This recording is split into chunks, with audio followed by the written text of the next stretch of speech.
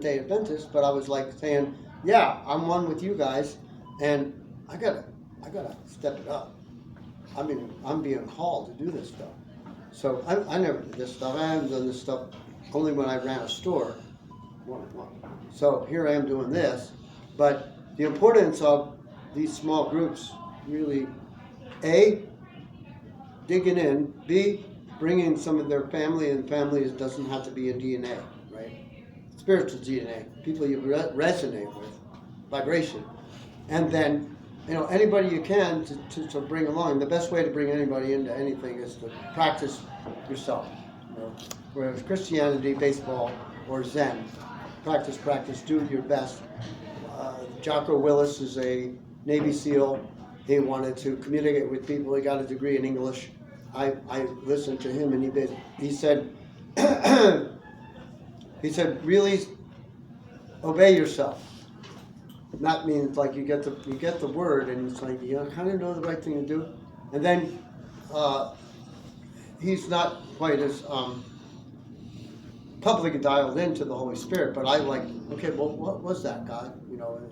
And my God experience, it's a personal thing. I mean, I go to fellowships of all colors and food and vehicles, whether it's a beat up car down in South Phoenix or it's Scottsdale Bible with 16 Tesla. People are people, it's just a costume. But so we influence our circle, and then what I'm doing, especially I bought this book. I bought this today because of that too. And B was my middle initial, and now it's BEE.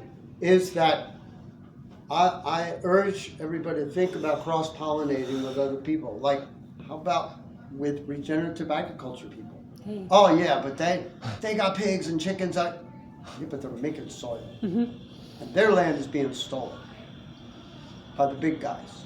They're in a lot of trouble. I watch all of this because I find the watchers and I watch the watchers, and things like chickens. It's like find somebody or support somebody. If somebody is eating chickens, say, I'm vegetarian most of the time, vegan, but where did you get your chicks? Oh, from the store. I was like, do you know they're injecting mRNA into the chicks now? So they're going to do everything they can to get into our biology. And so not doing it from a spirit of fear, but a spirit of conviction, of knowing in your heart you're right without being arrogant or without, there's a big difference between protesting and demonstrating, and some of the way you demonstrate is being peaceful in your own circle and making influences among people. And, which, brings me to the fact that, this is something we mentioned. Greg Peterson, and Greg Peterson 25 years ago started the Urban Farmer in 13th Place in Glendale, right across from Whitfield Nursery. I don't know if you know that neighborhood. It's near the 16th Street and Glendale Sprouts. If you ever need vitamins, go see Joel. Because when I make $500 million bucks and I don't know where to spend it, he will be my master of teaching. He's really good, and he's still there.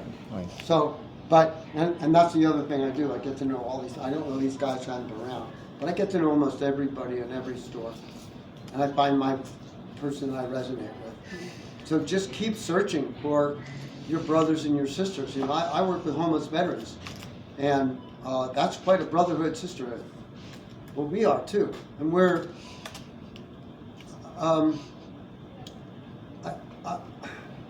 After growing up, taking care of my brother, Vietnam veteran,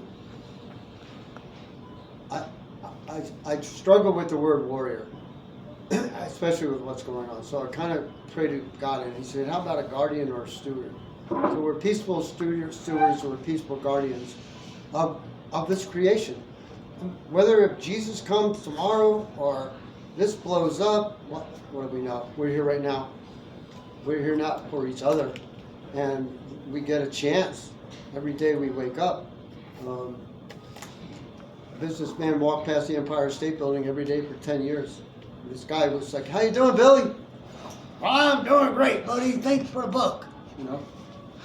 So one day he came and said, "Billy, I gotta tell you this. I'll give you $20 today." What does this mean? "Every day I wake up, and if I ain't hitting a pine box, I got another chance." So we do. And if we get wrapped up in constantly negative news, CNN, it's all there, and we could bemoan it, but we don't have to own it. We can see that, but what good can we do? And to me, it boils down to being hyper-local, meta-local, super-loca. Don't be loco, be local. And this morning, my journey was I had to take a bus, and I got there, and I was late by my expectations and what I'd said. And I sat down at the bus stop in Glendale, and I started talking to a guy and choking up because my dear one was raised very abused and in a family where there was no love, and she struggles with it. And she says, "You're like Jesus." And I'm like, "Are you kidding me? I got a long way to go." But she grew up in a not agnostic, the other one, the worst one. What's the worst one mean? Satanist. Not believing there is a God. Atheist. I know there's a word. I'm sorry. Atheist. They changed the term to bright now. Atheist. Huh? Bright. A bright worldview is a worldview free from supernatural and mystical elements, is what it means. Oh, yeah, but her father didn't believe in God.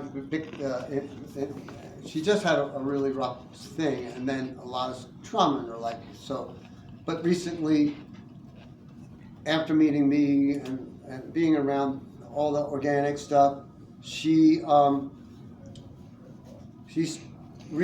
scientist, a plant scientist, has studied 300 near-death experiences. Like when she studies, So I understand we'd like to really listen to it. I appreciate well, your story. okay. So what happened at the farmers market is, I went around and saw everybody that I hadn't seen, and I realized that there should be more people there, and that's what I'm pleading with you right now as far as that, because if there's no food in the Walmarts in California right now because it's a trucker strike and all that. We could get all worried about that, but if we really focus on local, then that's what we can do. The other stuff, what can we do about Washington? What are we going to do about Moscow? And so these guys that I spent time with, they did the urban farm. Just go online and just go urban farm. You'll get to their website. They're selling trees. They'll be selling trees tomorrow and next weekend. And look it up. See if you really you can put a tree in it. They have a whole kit. They do soup to nuts. They've been at it for a while. And I encourage you to go to the podcast by Greg Peterson, because I said, "Greg, do you know Joel Salatin? Does anyone know who Joel Salatin is?" Yes. What is he to you? A meat eater. Yeah, was there something good about it? No, there wasn't, because I didn't like what he had to say about eating meat. So I discounted everything else he said. Okay, so I came from a very contentious neighborhood, and I tried to find where I could find the common ground. And the common ground about him is he can probably save a lot of small farms if somebody would listen to him. Okay. And he's teaching a lot of. He's teaching a lot. He spoke here in the Valley a year ago. I missed it. Yeah. So, but anyway, Joel and all the people that you can look up about sustainable and organic and all that, get yourself acquainted with that. But if you get yourself acquainted with the urban farm, you got it right here. They do it. Didn't Greg move to Tennessee and sell his house? Didn't Greg move to Tennessee and sell his house? He sold the urban farm at 13th Place, and he's in Asheville, North Carolina. Oh, But he's on the internet, like big time. So you can go to his blogs. He did have Joel on a couple of times, but he had all the superstars. So he knows how to be connected. The other guy that helped start the Permaculture Guild is Don Titmus, and this is his place, and I highly recommend checking him out. And you can come, if I run out of these, take a picture. I stood in for him today, I'm going to stand in to him tomorrow. I knew all about it, but all of a sudden, with what happened in my life, I'm being fast-tracked into everything that I'm doing. Really fast. So, so this is what Greg and another young guy who knew, Matt Sir, another guy put together. This is gold. What is it? It's the planting calendar for Maricopa. Oh, great. This is gold. You can come take a picture of it. You can download it from the Urban Farm. This is one of their scriptures. This is really amazing. Low Desert Planting and Harvest Calendar. That's what it's called. I've seen that, yeah. So, very essential. And there's a lot of things you can do if you plant in the right part of the house, and if you do shade, if you water differently. Look, and when I first started, I would say know where you are. Well, your house has 5 or 6 different zones. You could plant all kinds of stuff, and then you can bring it in. Or if you do it in container, bring it in, pull it out. You can really, really grow a lot of your food. You know, or like these guys. Do you forage too? Oh yeah, every day. Yeah. So get to know your foragers, because they go and find stuff that will end up on the ground. And here they are. These guys now they are warriors. That's why I figured she'd climb trees. I'm like, yeah, come with me. Yeah. So get to know the suppliers, and there's always work to do. It doesn't matter your age or we're like any farm. Everybody counts, you know. So we're in this valley. It's a little daunting. There's a lot of people. There's 4 million people, and I hike up the mountains and I meet people. And I said, we're in an amazing small percentage of people that go to the top of Squaw Peak among 4 million. Well, you guys are in an amazing place of people that are so astute and understanding of the wisdom of food that you're important. It's really important. If it's not your thing to tell people, there's something somewhere you can influence somewhere somehow, or turn on a kid that you have. We need to be proactive, professional, and pro-propagation, pro everything, including being professional, which I struggle with because I got maybe ADD, and I have 5 meals being cooked in 3 kitchens all the time. So I'm trying to find that path, which leads me to like making sure you're. Daniel Amen said he's going to eliminate the word mental illness and say, how about brain wellness? So if you start understanding your brain with Daniel Amen, Gabor Mate, the guy, I have a few cards, but you can take my number, call me 3 a.m. I have to do this all the time because I'm really on fire about it. This guy, all right, this will get you in touch with weather patterns. There's all wisdom in there. It's the last year. Huh? They're not publishing it again. They're done? They're done after this year. Isn't that terrible? So we're going to pick it up. Yeah, seriously, that's will. so important. And that's why I'm going after 20-somethings. My daughter's 26. She doesn't communicate. So I just fall in love with all the 20-somethings. Like, okay, we got work to do, bro. Round them up, put them to work, yeah. Let's go. Because then it'll be other idea. Because I'll be gone. That's I'll be essential. gone. So This is the Raw magazine, right? Yeah. Anybody study Raw athletes? A little bit. Yeah. There's an amazing amount of raw athletes, Yeah. So, meat, vegetable, I tell my meat friends, like, check out the guy that writes the Thrive book and all that. They do amazing in the Olympics. Barnard McFadden. Huh? Barnard McFadden. Really? Yeah, he's the original starting bodybuilding world. Yeah. The Game Changer is a DVD, or you can stream it, and it talks about the athletes that are raw. Exactly what you're saying. And that guy. Thrive?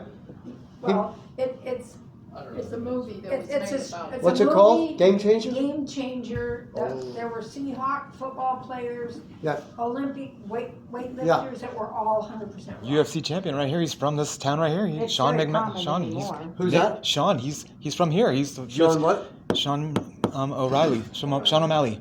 Sean O'Malley. Yes, He's and then a Nick football Diaz. player? No, UFC fighter, jiu-jitsu Whoa. and Muay Thai. Nick Diaz too. This book, I just say, just as a visual, 80-10-10? the power of food. But how about the other power of food besides what it does to individuals? It's the power of us.